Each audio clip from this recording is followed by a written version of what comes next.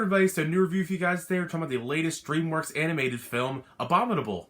In a year that hasn't been overly strong when it comes to animation, I was a little bit hesitant going into this film. It really hasn't been getting a whole lot of buzz, even though it is a Dreamworks film. Dreamworks, they've had a fair amount of pretty good films. You know, the How to Train Your Dragon series is most recent, probably one of their more famous in recent years.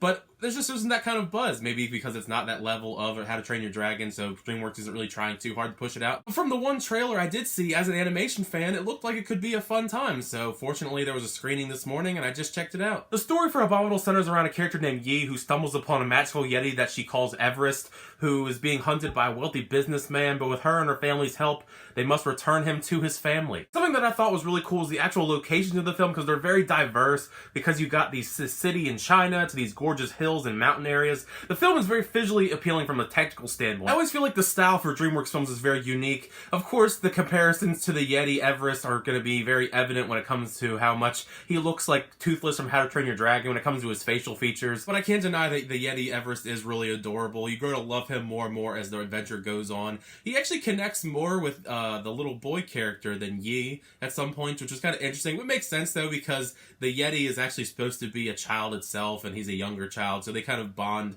in a kid kind of way, which is kind of cute and adorable with some of the antics that go on between them. It's just such a really sweet film. It has a lot of heart and a really good sense of humor as well, which I was surprised by, because I wasn't expecting the jokes to resonate with me as an adult. But even some of the more silly jokes actually got me, because there's a running gag with this snake. He's gold and he's a whooping snake, I believe that's what they call it, and every time it pops up it goes whoop.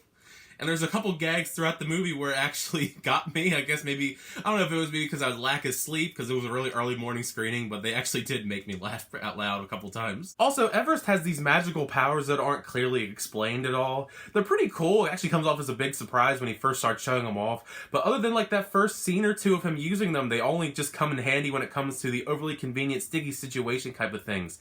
Like if they're in a sticky situation, he just has a magical power that gets them out of that situation. And after a couple times, it did kind of get old, like, okay, that's how we're going to solve every solution, by having him do his humming special magic powers, and then stuff happens and they get away from the bad guys that are being hunted by. I guess in a way the powers do give it a little bit more fun flavor to the film, just because it has these little crazy antic-y kind of things while they're going on the adventure. It makes for some fun entertainment. It's a fairly well-paced film for the most part. It's actually relatively short. It's only a little over 90 minutes long, so it's not a long runtime. There are a few parts that drag when not much is going on the adventure and they're sitting around talking about other things, but the actual adventure itself is pretty streamlined. It's paced very well. It takes a little bit to get going in the very beginning, but other than that, it goes along at an okay pace. The story does play out kind of like what you expect it to. There isn't really too many twists or turns as far as the story and an adventure goes. Nothing really surprised me all that much, but it didn't really need to. The film did actually have a really good heart to it. It's a really sweet film.